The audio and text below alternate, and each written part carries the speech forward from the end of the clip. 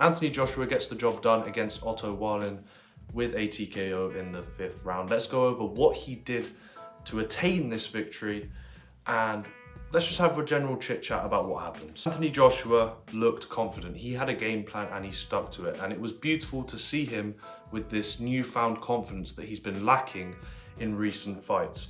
So what did he do to get the victory? In my eyes, he was catching Otto Wallin's jabs. Otto Wallin was throwing a lot of jabs. He's a southpaw, quite hard to deal with for most fighters, but Anthony Joshua figured him out pretty quickly. So Otto Wallin would throw his jab, and what Anthony Joshua did with great timing, he was parrying Otto Wallin's jab and then throwing his own jab straight afterwards. What made this even more effective was that he was throwing his right hand straight afterwards with malicious intent. He was heavy, he was stepping in, he was aggressive with the right hand, and then furthermore, he was throwing hooks afterwards, which was brilliant. We haven't seen him really throw big combinations in the last previous fights. It's what's been lacking, and he did it perfectly. And he was not discriminating as to where he was throwing it. He was throwing it to the body. So he jabbed to the body, crossed to the body, hooked to the body. He would throw upstairs to the head. And Otto Wallin got confused. He didn't know what to do with himself. And then TKO, 5th round, bit soft for me. Otto Wallin shouldn't have thrown in the towel. But anyway, I'll get onto that later. Anthony Joshua did his job. That's the most important thing, right? What was lovely to see was that he was committing to his punches. As I said before, he was stepping in. He was heavy on the lead leg when throwing the punches. And we got a sort of blend of the old Anthony Joshua, who was aggressive, but I'd say reckless. We got the aggressive, not reckless side of Anthony Joshua. And we got the calm, calculated side of Anthony Joshua. He was picking his moments. He was choosing when to step in and when not to step in very, very well. And it was a very nice sight to see.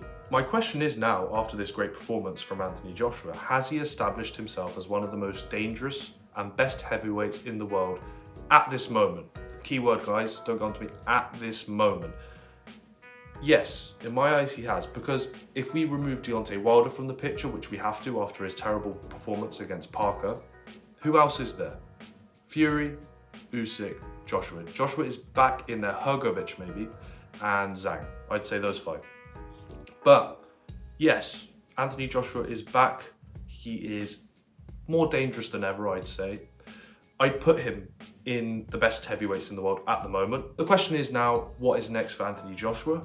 In my opinion, and I believe this is going to happen, he will be fighting Hrgovic for the IBF title next. Now, why do I say this? Because I think that Anthony Joshua's goal is to get all the titles. And he needs to start with Hrgovic, and then he will go for the winner of Fury Usyk. That is the only way I see this going. I don't think the Wilder fight's on the cards. It could happen, but I don't think that would be the right thing, because Anthony Joshua needs to get those titles back, in my opinion, and I do believe that's what he wants to do. What is brilliant is that Hrgovic has come out and said to TalkSport that he wants to fight. He wants to fight Anthony Joshua, and he fancies it, which is fucking brilliant. Let's get that fight on for the IBF title. Let's get Anthony Joshua a title again. I do believe he beats Hrgovic. The Wilder fight, if they went for that, it would be clear to me that Anthony Joshua is in it for the paychecks, but I don't believe that to be so. Now, the other person we have to give credit to is Ben Davidson, who was the coach and trainer of Anthony Joshua. It was nice to see Anthony Joshua put full trust in a trainer, right? When you don't have full trust in a trainer, you are more than likely not going to follow everything he says when you are in the ring or when you get in trouble. And with previous coaches, Anthony Joshua has not followed the instructions of his coaches when in trouble or when he doesn't want to. And that's because he doesn't have full trust in the coach. And what we saw this time was 100% commitment and 100% trust in Ben Davidson's game plan. And I just want to say that this match is made in heaven, in my opinion. I think they need to stick together. They seem to really click. AJ's found someone who brings confidence in him, right? And that gives him solid game plans, explains them to him, because we know Anthony Joshua always questions why he has to do something. He's not just going to do it blindly. We found someone that will tell him why he has to do something and then put confidence in his fighter and then send him out to the ring. And I think it's a match made in heaven. Also, you've got to think Ben Davidson has been Tyson Fury's coach. And so if Tyson Fury is to fight Anthony Joshua, having Ben Davidson there would be a massive, massive bonus. It would be a plus. So I think they need to stick together. And third, the last thing I want to say, I was actually really disappointed in Otto Wallin. I thought his performance was shit, I should be honest with you. I think he was in there just to survive. I'm not trying to take away anything from Anthony Joshua, but in my opinion, Otto Wallin left a lot on the table. He could have put in a lot more.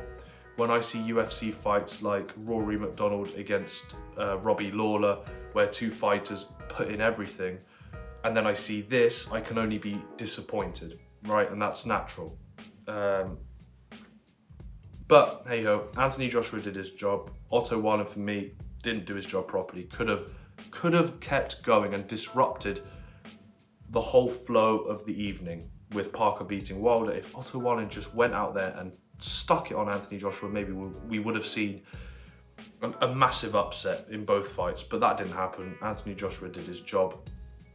I'm just a bit annoyed for the fans, to be honest, who paid a lot of money, because the fans that paid money to watch and paid to be there kind of got let down by Otto Wallin there and by Deontay Wilder in the other fight. I'll make another video on that.